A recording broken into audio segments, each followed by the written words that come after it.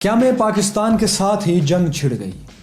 دنیا میں ایسے ممالک کی تعداد بہت کم ہے جو اپنے قیام کے فوری بعد ہی بیرونی حملوں کا شکار ہو گئے۔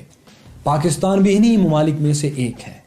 کیا میں پاکستان کو بھی 2 ماہ ہی گزرے تھے کہ بھارت نے کشمیر پر حملہ کر کے پاکستان کو ایک انچاہی جنگ میں دھکیل دیا۔ قصہ کچھ یوں ہے کہ کشمیر بھی ان 560 سے زائد ہندوستانی ریاستوں کا حصہ تھا جنہیں آزادی کے بعد پاکستان یا بھارت میں سے کسی ایک ملک میں شامل ہونا تھا۔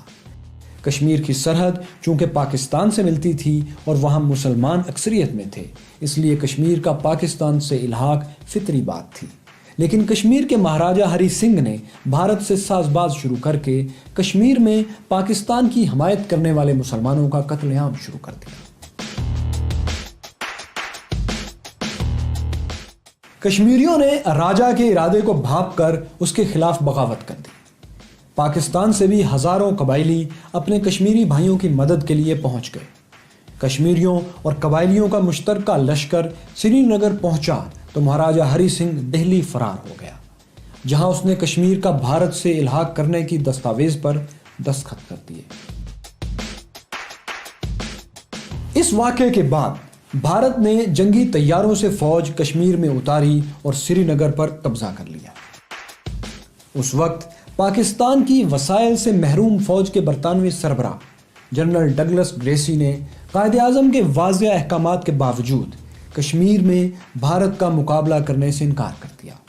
تاہم بعد میں بھارت نے جب کشمیر پر اپنا قبضہ مستحکم کر لیا تو جنرل گریسی کو فوج بھیجنے پر کوئی اعتراض نہیں رہا، لیکن ظاہر ہے اب بہت دیر ہو چکی تھی۔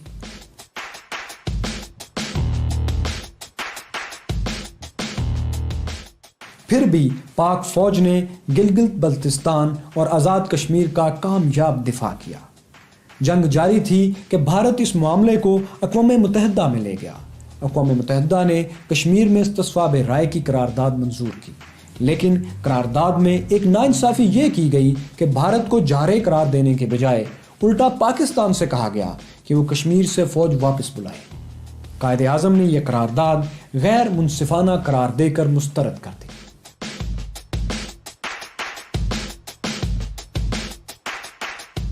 تاہم ان کی وفات کے بعد وزیر اعظم لیاقت علی خان اس قرارداد کے تحت جنگ بندی پر آمادہ ہو گئے اور 1 جنوری 1949 کو کشمیر میں جنگ بندی ہو گئی۔